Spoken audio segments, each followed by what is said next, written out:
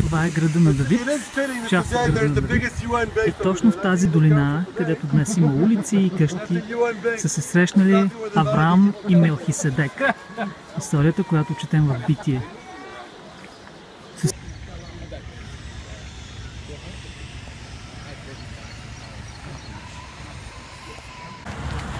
Това тук е не просто арабска област, а тук се разпореждат Хамас.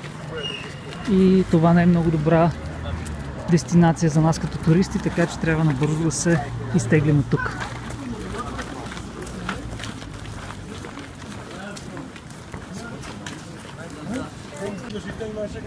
Тук е била капалнята Силуан.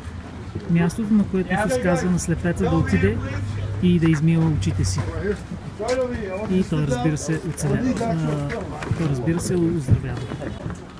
Със сигурност се знае, че тези камъни са още от времето на Исус. Това е място, на което Исус е идвал, на което Исус е стъпвал. Тук е бил басейнът, капалнята, където виждате, че е кално. Тепърва предстои да се закупи следващия парцел и да се копае и да се открие целия басейн.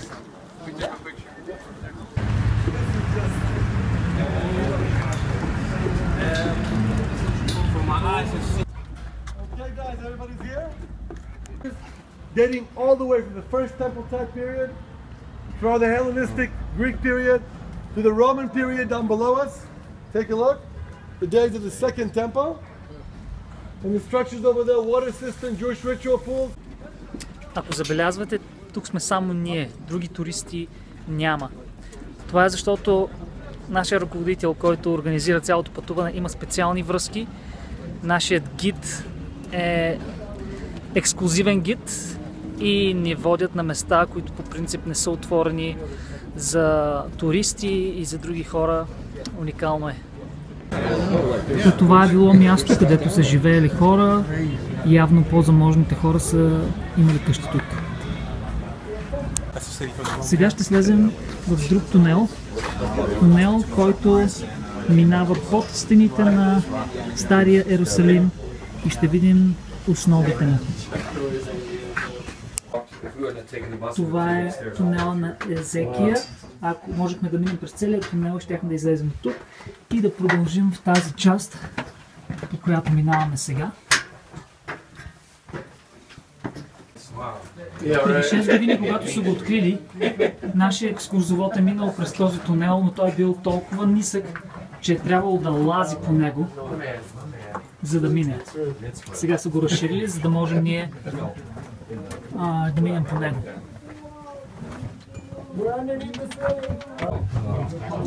Тези стени, които виждате, са стените на стария град Йерусалим.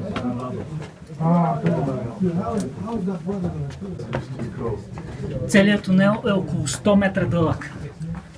Когато римляните са нападали Йерусалим, в този тунел са се скрили около 2000 евреи. Това тук отгоре е шахта около 20 метра висока и горе излизаме точно пред западната стена на храма.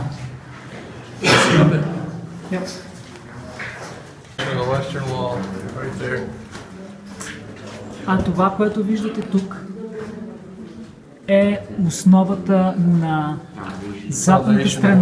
западната стена на храма. Много малко хора имат привилегията да бъдат тук.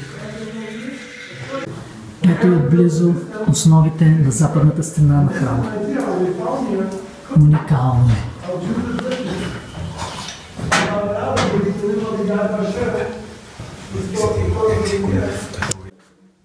Много малко хора имат привилегията да се докоснат до това място и нашата група сме част от тях.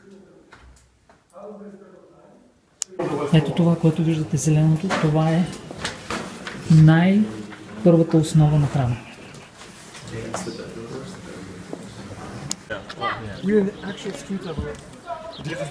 Ето, че излязохме на повърхността. Това е улицата, Can you find it quickly? която е на нивото от времето на Исус. Тук виждате войници от израелската армия. Периодично ги водят тук през уикендите, за да ги обучават на еврейската история. По тези улици, точно по тези камъни е вървял Исус Христос. А точно тук, до стените, са били среброменителите и търговците, за които Библията пише, и четем историята, когато Исус е дошъл в храма, ги е видял и се е конфронтирал с тях и е казал: дома ми ще бъде наречен дом на молитва. От другата страна на тези стени е мюсюлманската част. Чувате в момента молитвата на мюсюлманите, идваща от джамията.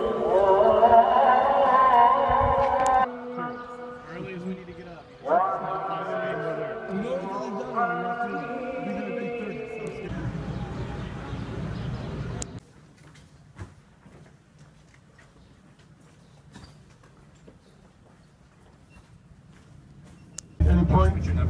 And remember, this is just the edge of the iceberg. You have to come back here with your families, with your communities, explore more. There's still so much to see and so much to say.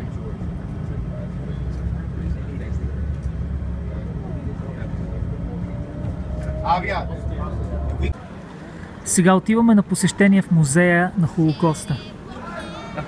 Тук виждате отново войници, израелски войници, които служат в военно-въздушните сили.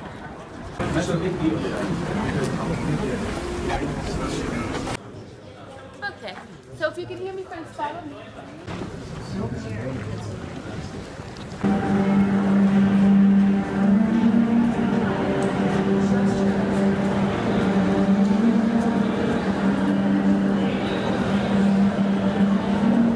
Page is the name of a Holocaust victim.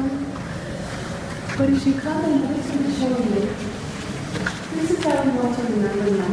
Not as a terrible child body we saw, as the vibrant individuals each and every one of those 6 million people were. We have 600 photographs representing 6 million.